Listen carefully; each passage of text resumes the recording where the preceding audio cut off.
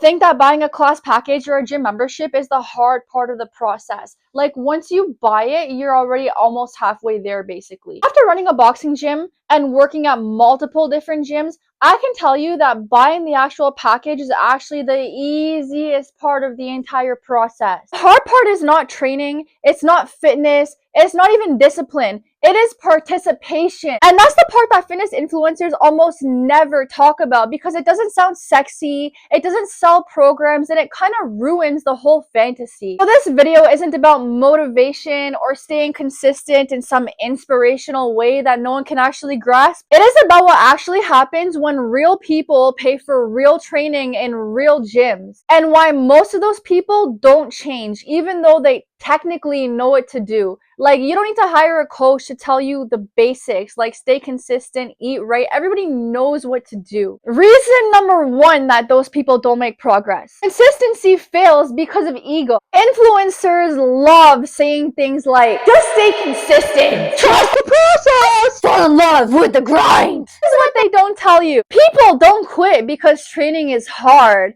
They quit because they don't like how training makes them feel about themselves. In every gym I've worked at, I see the same pattern over and over again. People mainly struggle when they don't look good compared to others, they feel like they're not naturally good, they feel like their progress has plateaued, or they feel like they're not making gains fast enough to justify the effort. So basically, what I'm saying is, people want to come in and they don't want to be beginners. They want to look and feel like they're a pro the first day that they come in. And boxing classes expose that brutally because you can't hide effort, alright? You can't pretend to be doing better than you actually are. So when people say shit like, oh, I just lost motivation, what they're really saying is, my ego got tired of being humbled. The best type of training does not just challenge your body, okay? It challenges your identity in the best type of way. It makes you ask yourself questions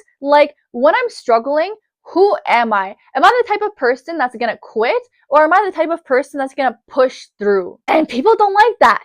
A lot of people would rather quit than sit with the discomfort of not being good enough yet. Influencers do not talk about this because it messes up their whole anyone could do it if they want it bad enough narrative, when the issue is not about wanting it, alright? The issue is about staying consistent when it gets hard. Reason number two why people who pay for memberships do not progress: they use motivation as an excuse. Fitness influencers are obsessed with motivation, okay? They build entire brands around it. They make motivational speeches around it, motivational reels, motivational captions, all that stuff. But let me tell you, in real gyms, motivation is how people politely avoid accountability. Let me tell you the things I hear constantly. I'll come when I feel better. This week was so rough. I'll restart on Monday. And look, I'm not saying people don't have bad weeks, alright? I know life is hard. I know people get tired. But look, if you only train when you feel like it, you are never gonna train. It's like if you said to your boss, you're only gonna go to work when you feel good or feel like it, you will never make any money. So why do you treat your health like that? If you could push yourself to go to work that day and make money for yourself, you can push yourself to train that day. The only way you're gonna get better is if you show up consistently, even on the days that you don't want to. You have to start learning to train when you are tired, when you don't want to, when everything inside your body is screaming not to go to the gym. That's when you have to go to the gym, and that's when it counts the most, to be honest. It doesn't count when you're happy and you didn't have to motivate yourself to go to the gym. It only counts when it was a struggle, but you made it anyway. And that is something to be proud of. And influencers do not talk about this because it is boring. It is mundane. Okay, it's daily life. It's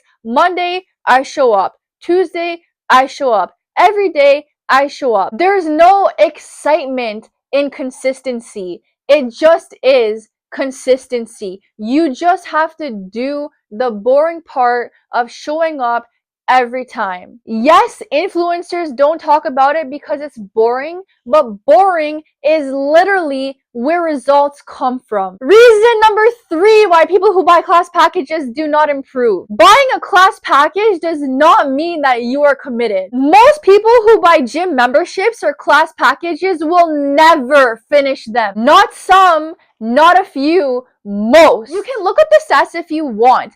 It's wild. Commercial gyms only survive because people who buy packages do not show up. Okay, people buy class packages or memberships or whatever, and they don't look at the schedule. They don't make a plan. It's so easy. Look at the class schedule before you buy the package.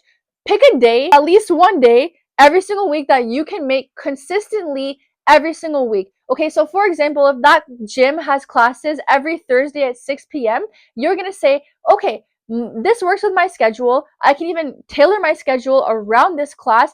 Every Thursday at 6 p.m., I'm going to show up. No ifs, ands, or buts. You're taking all the thinking out of it, so it becomes a very easy routine. Influencers don't emphasize this because planning isn't exciting, but planning is everything. Reason number 4 why people who buy class packages never improve. I'm not going to lie, this one gets under my skin. Okay, so some people buy a class package and then they come to the class and they do everything the coach is asking them to do. And if they can't do it, they try their absolute best to do it. And if they try their best and they still can't do it, they ask for a modification. Now, other people buy packages, they show up to the class, all right, and they want to tell the coach how to teach the class. They don't want to do certain movements that the coach is asking them to do. What? When you buy a class package from a coach, in my opinion anyway, you're basically telling the coach that they know more than you, right? Because when you're paying the coach to do something for you, you're paying them for a service that you cannot do yourself. If you actually want to improve, you have to do the things that the instructor is telling you to do because they're obviously telling you to do those things for a reason. Okay, and I'm not talking about if you're injured or if you need a modification for medical reasons. That's totally understandable. But you should always try to do the actual exercise before asking for a modification. And if you can do the exercise, but it's just hard, that is not a reason to have a modification. If it's hard and you're still physically capable of doing it, you shouldn't be modifying unless if you're coming to the class to stay the same or get worse. And some people, for example, they'll say, oh, I don't want to do burpees because I don't want to get injured. Look, I'm sorry, but saying that you think you're going to get injured is not an excuse because, to be honest, the instructor knows better what's going to injure you than you do. That is what they're certified to learn. Successful instructors do not want their clients getting injured because they want their clients coming back to their classes and even bringing new people into the classes through word of mouth. So it is not in the instructor's interest at all to injure you. So that is not an excuse. If the instructor is telling you to do something, it's because they know that you can do it without getting injured. The whole point of a fitness class is to push you past your limits, past your perceived limits, past what you thought you previously could do.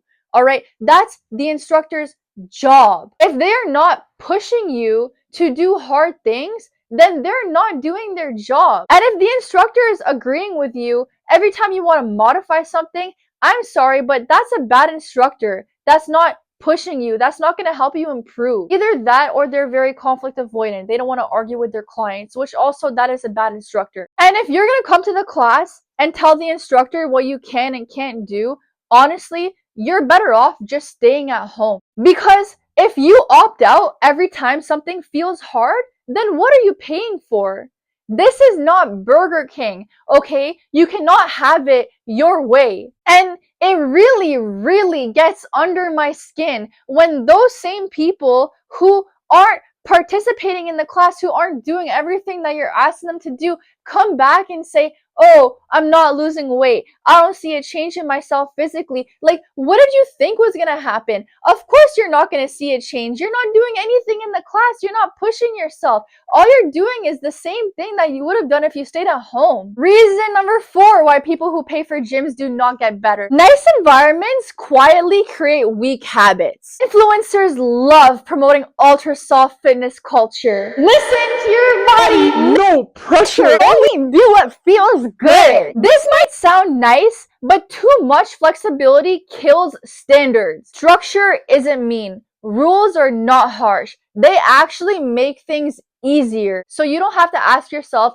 should I do this today? Should I go harder? You literally just follow the plan. And honestly, people train a lot better with clear expectations. Reason number 6 why people who buy memberships do not progress. It is the quiet people who always win. Honestly, this is another thing that influencers never show, because the people who change are not the loud ones who are showing off and trying to get attention from their favorite influencers. The people who actually progress, they don't post every workout. They don't announce every goal. And they definitely do not talk about getting disciplined on social media. Okay? They just do it. They don't talk about it. They don't show off. They just actually do it. Consistency is not a phase. Consistency is an identity. Okay? It has to be part of who you are. Just like you are somebody who wakes up every morning, just like you're somebody who brushes your teeth every morning and at night, just like you're somebody who puts on your clothes every day, just like you're somebody who goes to work every day, you are also somebody who goes to the gym every week. Okay? That is now just part of who you are. Consistency is not something that you do for a few months until life gets easier. Okay? Because life does not get easier. The people who stay consistent, they don't feel special. They don't feel excited. They don't optimize everything. They don't even feel motivated half the time. Okay? They just don't quit. People who stay consistent, they don't make excuses that sound productive. Okay? They don't restart again every Monday. They come all the time. They listen and they repeat. Influencers love to sell the idea that progress is about mindset hacks and motivation. But running a boxing gym taught me that it's much simpler and much harder than that. Most people do not fail because they don't know what to do. They fail because they refuse to fully participate in the thing that they paid for.